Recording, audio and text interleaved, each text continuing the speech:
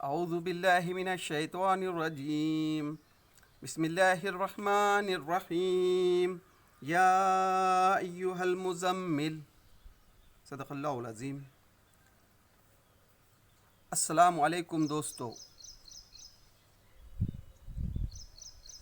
سورہ مزمل کا حاصل مطالعہ، پہلے رکوع کا حاصل مطالعہ ہم اس سے پہلے دیکھ چکے ہیں۔ آج ہم دوسرے رکوع پر غور و فکر کریں گے۔ پہلے رکوع میں اللہ تعالیٰ فرماتا ہے، اللہ کے نام سے جو بے انتہا مہربان اور رحم فرمانے والا ہے۔ اے اوڑھ لپیٹ کر سونے والے، رات کو نماز میں کھڑے رہا کرو مگر کم۔ اللہ تعالیٰ اپنے نبی کو فرما رہا ہے۔ یہ قرآن مجید کی سورہ مزمل جو ہے دوسری وحی ہے جو اللہ کے رسول صلی اللہ علیہ وسلم پر نازل ہوئی۔ پہلی وحی جو سورہ علق کے 5 آیتیں، اس کے بعد جو نازل ہونے والی ہے دوسری صورت ہے۔ اللہ کے رسول صلی اللہ علیہ وسلم جو ہے تو وہی آنے کے بعد جو گھر آ کر اوڑھ لپٹ کر سو رہے تھے، تو اللہ تعالیٰ آپ کو فرما رہا ہے وہ سونے کا وقت چلا گیا، اب اٹھو، رات کو نماز میں کھڑا رہا کرو مگر کم، آدھی رات یا اس سے کچھ کم کر لو یا اس سے کچھ زیادہ بڑھا دو۔ یعنی نماز تہجد پڑھنے کا اللہ تعالیٰ آپ کو حکم دے رہا ہے، اور قرآن کو خوب ٹھہر ٹھہر کر پڑھو۔ قرآن مجید جو آپ پر نازل ہو رہا ہے اس کو ٹھہر ٹھہر کر پڑھو۔ ہم تم پر ایک بھاری کلام نازل کرنے والے ہیں، یعنی قرآن مجید بھاری کلام آپ پر نازل کرنے والے ہیں۔ در حقیقت رات کا اٹھنا نفس پر قابو پانے کے لیے بہت کارگر ہے۔ یعنی جو رات کا اٹھنا جو ہے نفس پہ قابو پانے کے لیے بہت کارگر ہے۔ یعنی آپ کو جو کار عظیم کام کرنا ہے، جو اللہ کے دین کی دعوت جو لوگوں تک پہنچانا ہے، تو اس میں طرح طرح کی آپ پر جو پریشانی آئیں گے، مصیبتیں آئیں گے، اس میں جو ہے تو اس میں آپ کو ثابت قدم رہنے کے لیے، رات نفس پہ قابو پانے کے لیے رات کا اٹھنا بہت کارگر ہے، نفس پر قابو پانے کے لیے بہت کارگر ہے، اور قرآن کو ٹھیک پڑھنے کے لیے زیادہ موزوں ہے۔ یعنی رات میں جو ہے قرآن کو ٹھیک پڑھنے کے لیے بہت اچھا وقت ہے۔ دن کے اوقات میں تو تمہارے لیے بہت مصروفیت ہے، یعنی دن کے اوقات میں تمہارے لیے بہت سی مصروفیت ہے، تو اس لیے کیا ہے، رات میں اٹھ کر قرآن مجید کی تلاوت کرو، اپنے رب کے نام کا ذکر کیا کرو، اللہ کا ذکر کیا کرو، اور سب سے کٹ کر اسی کے ہو رہو۔ وہ مشرق و مغرب کا مالک ہے، یعنی اللہ تعالیٰ مشرق، مغرب، شمال، جنوب، یہ ساری کائنات کا مالک ہے، سب اسی کا ہے، اسی کے سوا کوئی خدا نہیں، یعنی اللہ کے سوا کوئی خدا نہیں ہے، لہٰذا اسی کو اپنا وکیل بناؤ۔ یعنی لہٰذا کیا کرو، تم اللہ کو اپنا وکیل بناؤ، یعنی اللہ پہ بھروسہ کرو، خالی وکیل یعنی بھروسہ اللہ پہ کرو۔ وہ جو باتیں لوگ بنا رہے ہیں اس پر صبر کرو اور شرافت کے ساتھ ان سے الگ ہو جاؤ۔ یعنی لوگ جو طرح طرح کے آپ پہ الزامات لگا رہے ہیں، تو ان پہ کیا کرو، صبر کرو اور ان سے الگ ہو جاؤ۔ ان جھٹلانے والے خوشحال لوگوں سے نپٹنے کا کام تم مجھ پہ چھوڑ دو۔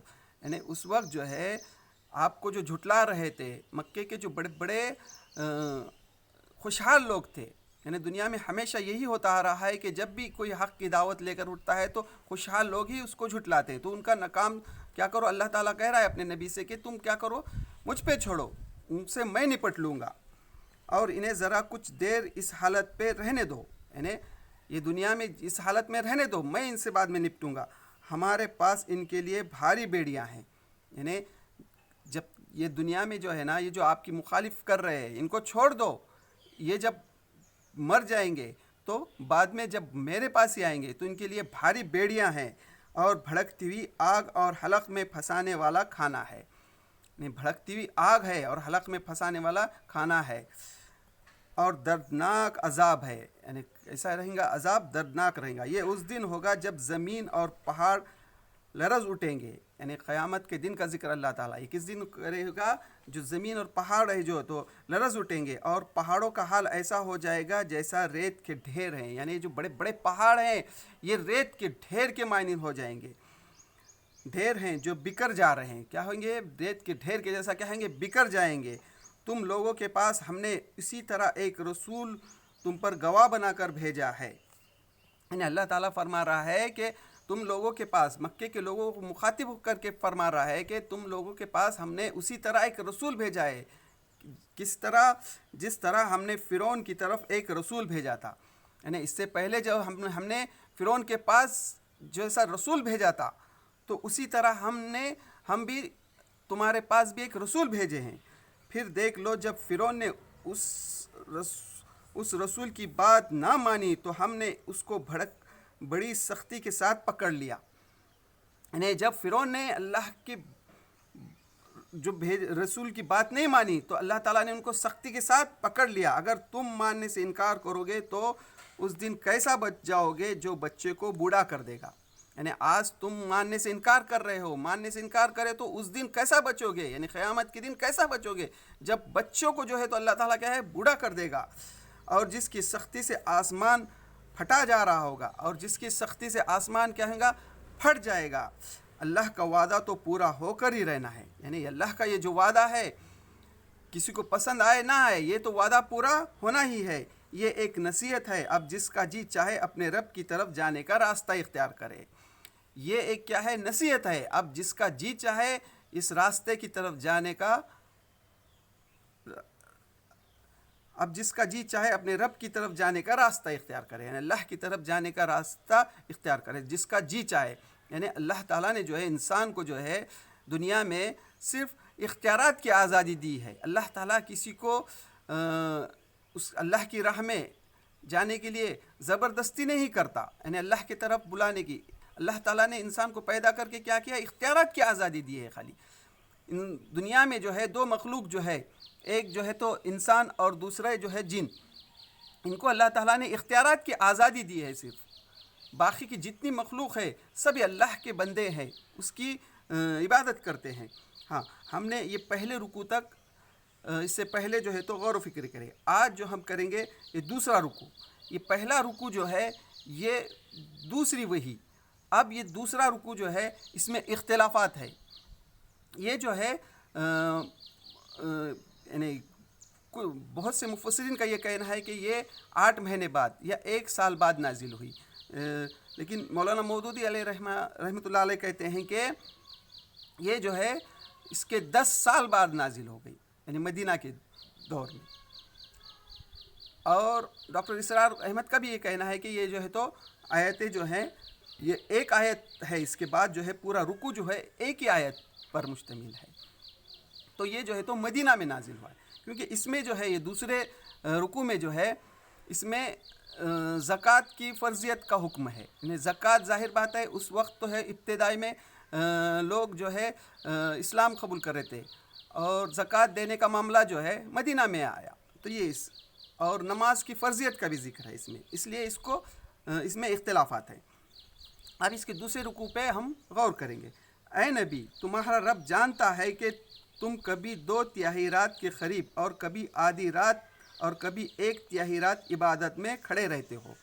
یعنی اللہ تعالیٰ اپنے نبی کو کہہ رہا ہے کہ وہ جانتا ہے کہ تم جو ہے تو 1/3 یا 2/3 رات اللہ کی عبادت میں کھڑے رہتے ہو، اور تمہارے ساتھیوں میں سے بھی ایک گروہ یہ عمل کرتا ہے. یعنی صحابہ کرام رضی اللہ تعالیٰ نے جو ایمان لائے تھے وہ بھی یہ عمل کرتے تھے. اللہ ہی رات اور دن کے اوقات کا حساب رکھتا ہے. یعنی اس وقت جو ہے کوئی گھڑی نہیں تھی کہ حساب کتنا ٹھہرے، کتنے گھنٹے ٹھہرے، تو یہ اللہ ہی جانتا ہے حساب وقت کا. اسے معلوم ہے کہ تم لوگ اوقات کا ٹھیک شمار نہیں کر سکتے. یعنی اللہ کو معلوم ہے کہ تم جو ہے تو اوقات کا صحیح شمار نہیں کر سکتے، لہٰذا اس نے تم پر مہربانی فرمائی. اللہ تعالیٰ نے کیا کری؟ تم پر مہربانی فرمائی. اب جتنا قرآن آسانی سے پڑھ سکتے ہو پڑھ لیا کرو. یعنی آسانی سے جتنا پڑھ لیا کر سکتے ہو پڑھ لیا کرو. اسے معلوم ہے کہ تم میں سے کچھ مریض ہوں گے، کچھ دوسرے لوگ اللہ کے فضل کی تلاش میں سفر کرتے ہیں. یعنی اللہ کو معلوم ہے کہ تم میں سے کچھ مریض ہیں، جو کچھ لوگ جو ہے اللہ کے راہ میں سفر کرتے ہیں، اور کچھ اور لوگ اللہ کی راہ میں جنگ کرتے ہیں. ہاں اور کچھ لوگ کیا ہے اللہ کی راہ میں جنگ کرتے ہیں. پس جتنا قرآن بآسانی پڑھا جا سکے پڑھ لیا کرو. یعنی آسانی کے ساتھ جتنا قرآن تم پڑھ لیا سکتے ہو پڑھ لیا کرو. ہاں یہاں جو ہے اور کچھ لوگ اللہ کا فضل کی تلاش میں سفر کرتے ہیں، یعنی حلال رزق کمانے کے لیے یہاں جو ہے اللہ تعالیٰ نے بہت اہمیت دی ہے۔ جہاد کے بعد جو انسان حلال رزق حلال میں اپنا وقت صرف کرتا ہے تو یہ اللہ کی راہ میں جہاد ہے۔ ہاں،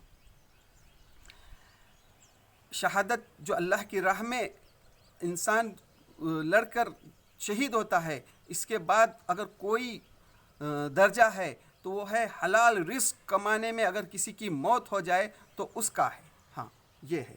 اور کچھ لوگ اللہ کی راہ میں جنگ کرتے ہیں، بس جتنا قرآن بآسانی پڑھا جا سکے پڑھ لیا کرو، نماز قائم کرو، زکوٰۃ دو۔ ہاں، نماز قائم کرو، یہ جو ہے نماز کا جو حکم ہے، شب معراج کو جب آپ صلی اللہ علیہ وسلم معراج کے موقع پر جو اللہ تعالیٰ کے پاس گئے تھے تو وہاں سے نماز فرض ہو گئی، 5 وقت کی نماز۔ یہ جو اس آیتیں ہیں اس سے پہلے کی، یہ پوری جو آیت ہے یہ اس سے پہلے کی ہیں۔ یہ جو رات کو جو آپ تہجد اٹھ کے پڑھتے تھے تو اللہ تعالیٰ نے اس کو نفل قرار دیا، اور یہ جو ہے 5 نمازیں جو ہے اس کے بعد جو ہے یہاں سے فرض قرار دی۔ اور زکوٰۃ بھی جو ہے بس جتنا قرآن بآسانی پڑھا جا سکے پڑھ لیا کرو، نماز قائم کرو، زکوٰۃ دو۔ ہاں، نماز کو قائم کرو اور کیا کرو؟ زکوٰۃ دو، اور اللہ کو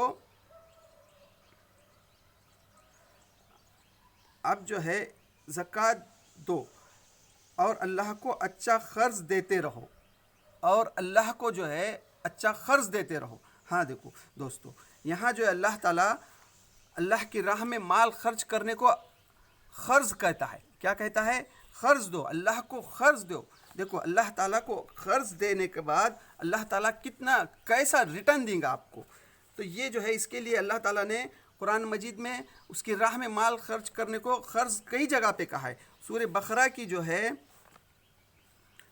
243، 44 اور 45 آیت میں اللہ تعالیٰ فرماتا ہے، حقیقت یہ ہے کہ اللہ انسان پر بڑا فضل فرمانے والا ہے، مگر اکثر لوگ شکر ادا نہیں کرتے۔